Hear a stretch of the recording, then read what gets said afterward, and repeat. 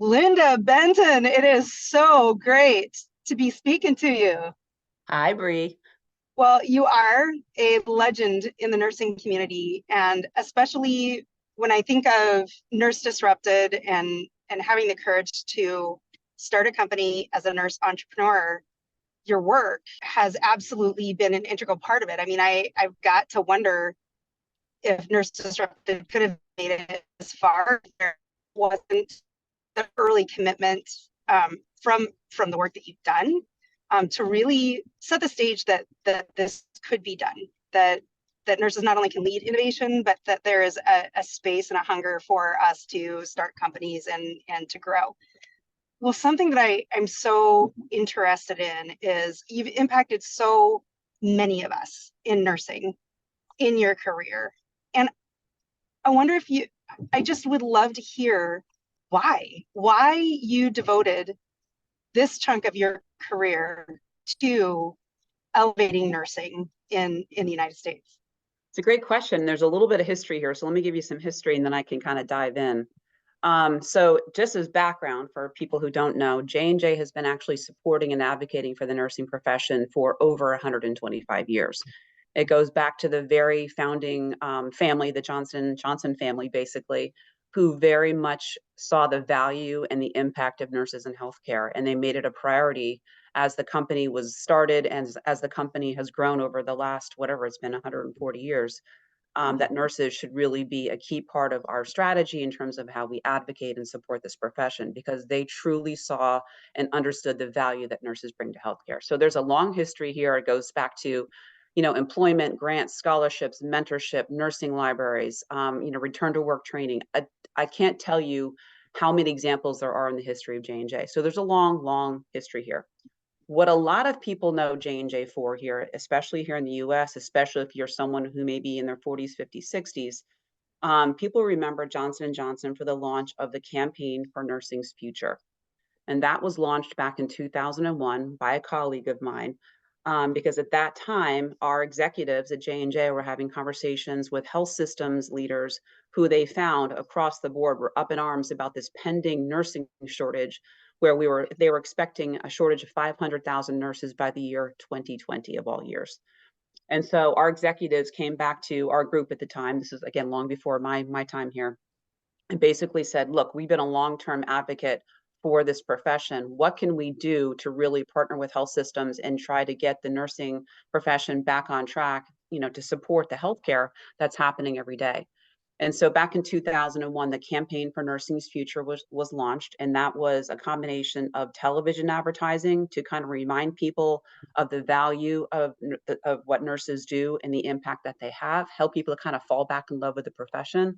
But there was also, just hundreds of thousands, if not millions of dollars in grants and scholarships and partnerships and galas, all as a way to really shine a positive spotlight on the nursing profession and the impact that nurses have in healthcare every day.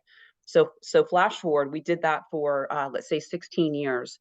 And in 2017, Peter Beerhouse published an article looking at, what has happened in the nursing shortage. And lo and behold, we were able to see that when J&J stepped in 2001 in combination with, again, a gazillion partners, we were able to really change the pattern in terms of what was happening with the nursing shortage. In that, by the year 2016, 2017, we had added over 1 million nurses to the nursing profession here in the US when the original shortage was 500,000. So I know that's a long answer to a simple question, but that takes me to 2017. I've been with J&J for a very, very long time in a variety of roles in the pharmaceutical sector and now at corporate. And over those many years, I had the absolute pleasure of working alongside and with so many nurses, whether I was calling on them in the field or whether I was, working with them in my day-to-day role. And I always had a deep appreciation for who nurses are and the impact that they have. At the same time, my colleague who had been leading this campaign, again, for 16 years was moving into a different role. And my boss asked me to step in and take over the campaign. And I kind of tell you, my first reaction was, I don't think I can do this.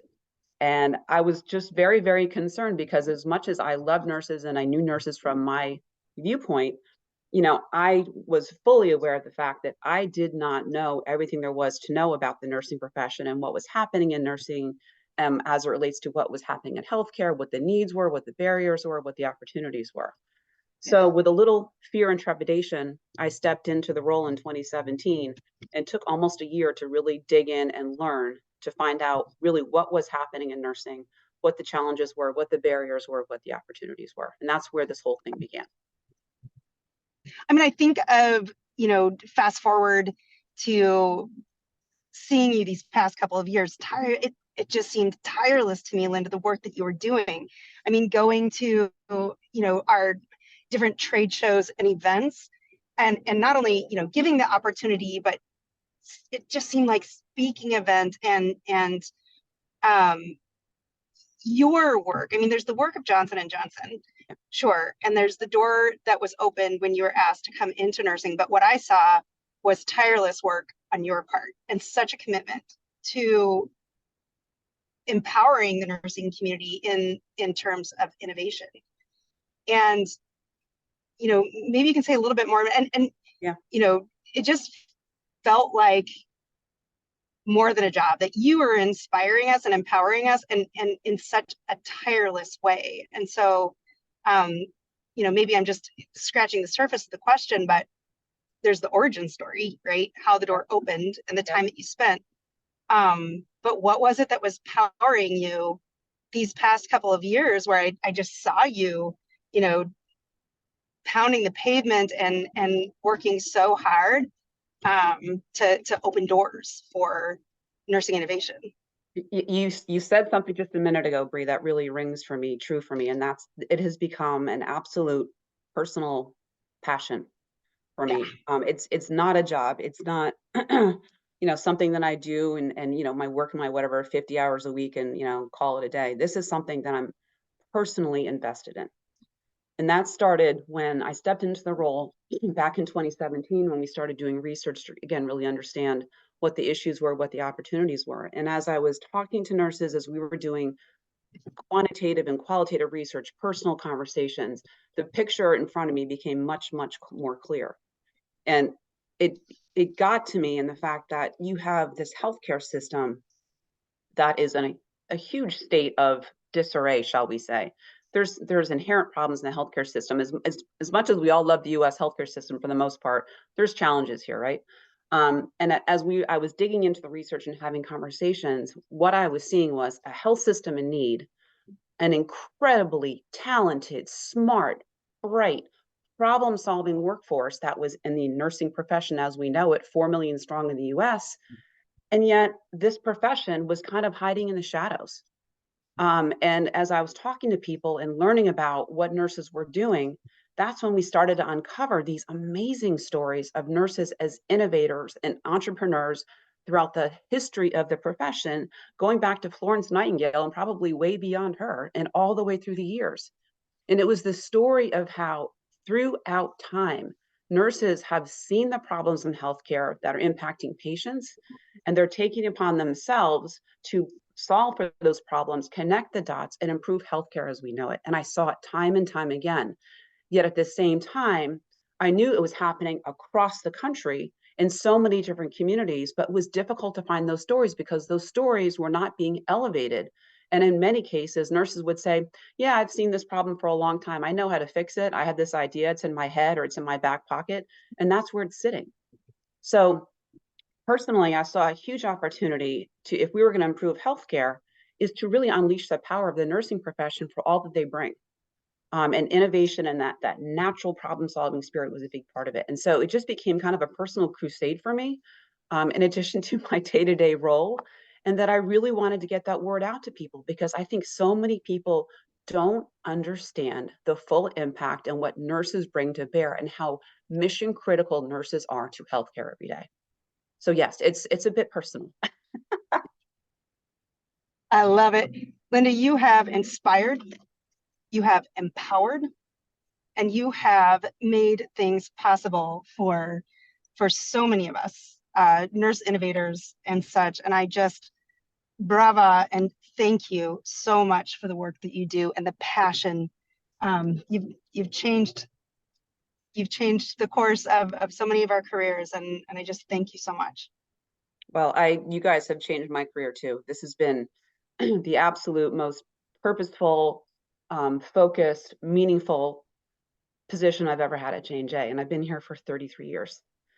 So as you know, retiring, in just actually 4 days from now, it's a little emotional. I've got to think though, what next? And maybe that, maybe that's another phone call, but just incredible. Thank you for sharing your thoughts and your story and your work. Absolutely. I don't see myself, obviously this is such a personal thing for me.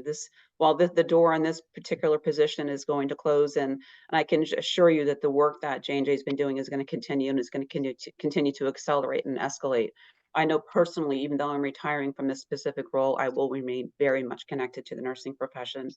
And I will always be, continuing to cheer on and advocate for and do everything that I can. What that means right now, Bree, I don't know, because I've never retired before and I've always been a worker. So we'll see what January 2nd holds for me in relation to how I feel and what I do. But I just have nothing but the greatest appreciation for nurses as a profession, the impact that you have for you personally, and how I've gotten to know you over the years, and just to see your idea again grow from something that you started in the middle of a pandemic and just see it explode. That just makes my heart happy.